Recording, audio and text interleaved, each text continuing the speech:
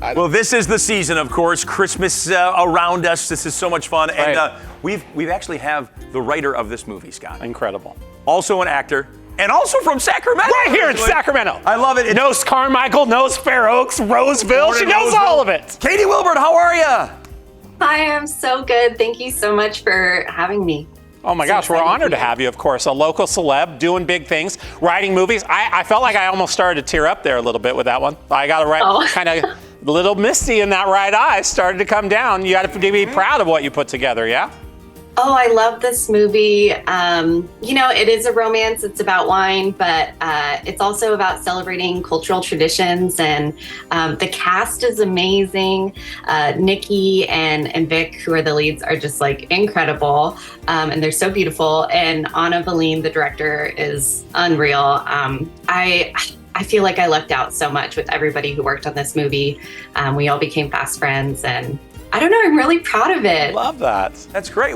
So let's get a little bit more about you now. You're from Sacramento. You've been writing and acting, and you know what I guess possessed you to take on something like this, a Christmas movie? Yeah, so I love romance, and obviously Christmas movies are something that you get to watch every year, and so I thought it would be kind of amazing to write a Christmas romance. I love watching them, and growing up in Sacramento, obviously we had access to places like Napa because it's so close, and that's where my family and I went wine tasting. My sister lived in Napa for a bit, so definitely that had an influence on the movie, and I did at some point learn about ice wine along the way. And I just felt like that was kind of a really interesting aspect of winemaking that not a lot of people know about. And even though I wrote the movie about ice wine, I still have yet to try it, but I'm changing that this weekend. Nikki and I are holding a little screening in LA, and I'm gonna try it for the first my time. gosh. How about that? I feel like you could write a whole nother movie on just trying ice wine. I know, right? Yeah. Let's go. All right, so you've been, we were perusing your background, watching videos, things that you've been involved in. Comedy Central, obviously, Fox Sports, so part of our Fox family. Yeah. You've done a lot, girl. You've been busy over this career. I have. I like to juggle a lot of plates. I feel like, you know, I started songwriting and singing first of all, and then I got really into comedy and now obviously romance. And I like to try and blend them all together where I can. So I've done like musical comedy and stuff.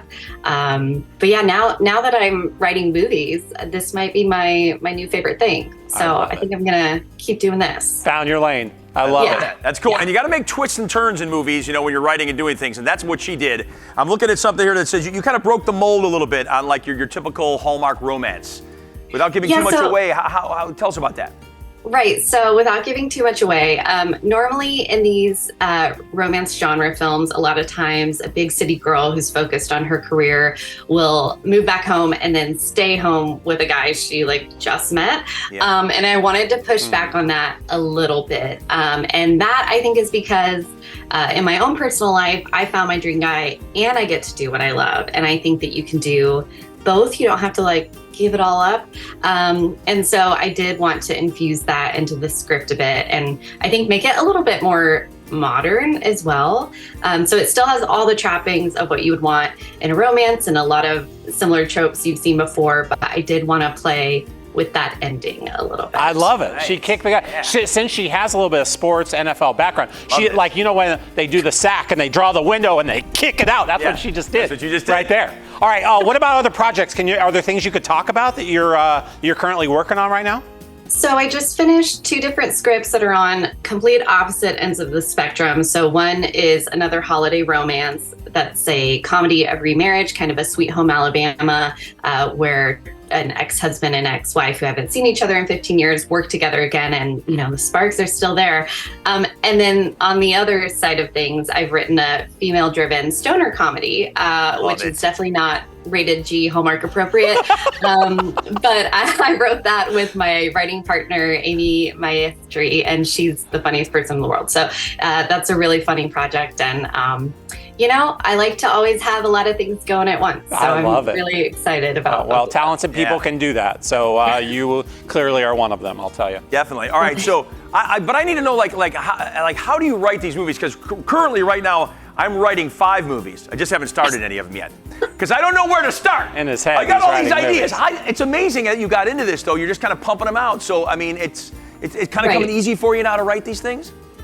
Well, now, yeah, and I definitely listen to hours and hours of audio seminars about how to write romance specifically, because I really love the genre. And this is the second movie I've written, but the first one that's been produced. And we had a major deadline for this. Like, we were in a super time crunch.